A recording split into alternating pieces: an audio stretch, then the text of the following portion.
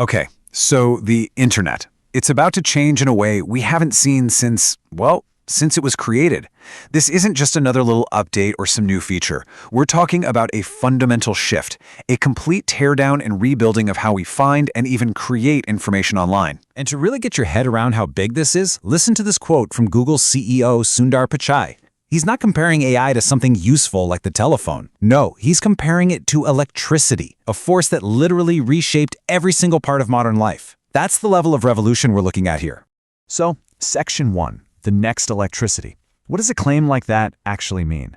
Well, it means we're heading into a brand new era, one where our technology goes way beyond just finding information for us and starts actively creating it. All right, Section 2, the Internet of Links. Now, before we jump into the future, we kind of need to ground ourselves in where we are right now. The internet we all use every single day. For the last, 30 years or so, the internet has worked on a really simple idea called retrieval-based computing. The easiest way to think about it is like the world's biggest library. When you type something into a search engine, it's basically acting like a super fast librarian, just running through the shelves to find you books, or in this case, websites, that somebody has already written. And here's the key part of that whole process, the heavy lifting. It's all on you. You do the search, you get a long list of links, and then it's your job to open a dozen tabs, read everything, compare it all, and connect the dots yourself. The internet gives you all the puzzle pieces. You're the one who has to put the picture together. Which brings us to Section 3, the internet that creates. This is where everything starts to feel different. We're entering a totally new phase, an internet that doesn't just find stuff, it generates it. So here's the fundamental difference, right? On one side, you've got retrieval-based computing. That's all about finding existing answers. It's static. But on the other side, you've got this new thing, generative computing. And that is all about creating new answers. It's totally dynamic. We're shifting from information discovery to information creation. And this is what leads us to this huge new idea, the Agentic Web. In this new world, the internet itself isn't so much a place you go to anymore. It's more of a resource, just a collection of these massive databases. And AI agents working on your behalf will dive into all that data to build exactly what you asked for right there in real time. Let's make this super practical. Imagine asking something complex, like, hey, plan a 10-day trip to Japan for me and my partner. We've got a $4,000 budget, we love food and temples, and we want to avoid all the major tourist traps.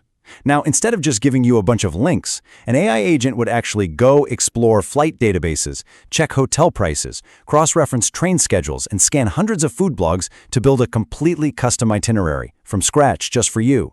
What used to take a person hours of planning, boom, done in seconds. I mean, just think about what this means. The simple act of clicking through websites, opening new tabs, that might soon feel completely outdated.